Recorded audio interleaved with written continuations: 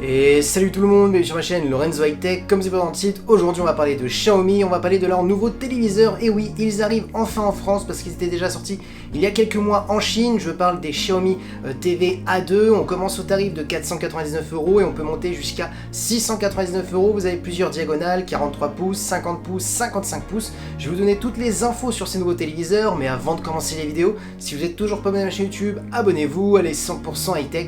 N'oubliez pas d'activer la petite cloche de notification pour être notifié lorsque je publie une vidéo, et aussi à ma page Instagram Lorenzo High Tech. Je ne sors des informations, des promotions, tout ça en story. Et maintenant, c'est parti. Du coup, commençons par le design de ces trois téléviseurs. Alors pour information, c'est le même téléviseur, on a les mêmes caractéristiques sur les trois, c'est juste qu'on a trois diagonales différentes, c'est pour ça qu'on commence à 499 € et qu'on va jusqu'à 699 €. Donc du coup maintenant parlons du design. En termes de design, je les trouve plutôt jolis. Xiaomi a expliqué qu'ils avaient essayé de rapetissir le plus possible les bordures pour avoir vraiment juste un écran complètement full screen, donc je trouve que c'est plutôt réussi. On a quand même un beau design par rapport au tarif. Ensuite, concernant la fiche technique des écrans, que ce soit le 43 pouces, 50 et 55 pouces, on a des écrans 4K. Alors bien entendu, la technologie d'écran c'est du LCD, c'est pas de l'OLED. À ce tarif, c'est tout à fait normal. En termes de taux de rafraîchissement, on est sur du 60 Hz avec la technologie MEMC. Alors pour les gens qui ne connaissent pas cette technologie, c'est une technologie qui va permettre de fluidifier les images, donc d'améliorer la fluidité. Donc je vous le dis tout de suite, on ne sera pas sur des téléviseurs pour faire du gaming. Si vous avez une PlayStation 5 ou la dernière Xbox Series X, là vous ne pourrez pas faire du 120 images par seconde, on est bloqué à du 60 images par seconde. Là je vois plus ces téléviseurs pour regarder des séries, des films, voilà, vraiment pour du cinéma. Ensuite, concernant la gamme de couleurs, donc le DCI-3, on est sur du 90%, donc c'est une très bonne valeur. Bien entendu, c'est pas la meilleure valeur qu'on a vue sur le marché. Ensuite, par contre, ce qui est plutôt intéressant, c'est qu'on a pas mal d'HDR. On a alors le HDR classique, on a du HDR10, on a du Dolby Vision, on a du HLG. Donc là, pour ma part, c'est les points forts de ce téléviseur, parce que souvent, c'est vrai, il nous manque un HDR. Bon, là, il nous manque le HDR10+, mais bon, on a quand même le Dolby Vision qui est le plus prenant actuellement sur le marché. Aussi l'HDR10 qui se retrouve dans pas mal de services de streaming, donc voilà, c'est quand même plutôt pas mal, donc on a quand même le choix.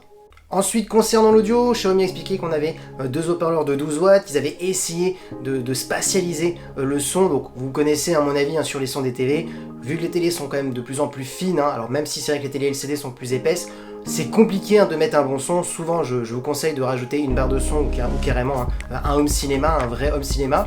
Ensuite, concernant les formats acceptés, il accepte le DTS HD, le Dolby Audio. Ensuite, ces trois téléviseurs sont aussi connectés, ils ont Android 10 à bord, donc Android 10 c'est plutôt pas mal, on a quand même pas mal d'applications. Alors c'est vrai que souvent ça peut manquer de certaines applications, des fois quand il manque des partenariats, donc si vous voulez toutes les applications, vous avez juste à rajouter une petite box. D'ailleurs j'ai pas mal fait de vidéos test sur ma chaîne YouTube, sur la dernière Apple TV 4K, sur la dernière Google TV 4K, j'ai même fait une vidéo quelle box acheter en 2022, donc voilà, si vous voulez acheter une box pour accompagner pourquoi pas ce téléviseur ou un autre téléviseur, je vous invite à aller regarder sur ma chaîne YouTube. Ensuite, concernant les performances, on a 2 Go de RAM, 16 Go de stockage, donc ça laisse quand même un peu de place pour télécharger pas mal d'applications. On a comme processeur un Cortex A55. Ensuite, concernant les connectivités, on a 3 prises HDMI, dont une qui est eARC, on a aussi 2 prises USB-A, on a aussi une prise Ethernet, on a aussi de la Wi-Fi 5 et du Bluetooth 5. Du coup, mon avis sur ce téléviseur Xiaomi TV A2, première impression, alors en regardant la fiche technique, personnellement, j'ai un avis un peu mitigé, je vous cache pas, parce qu'il faut quand même pas oublier que sur le marché, vous avez TCL et Hisense qui proposent des téléviseurs plutôt intéressants par rapport au tarif.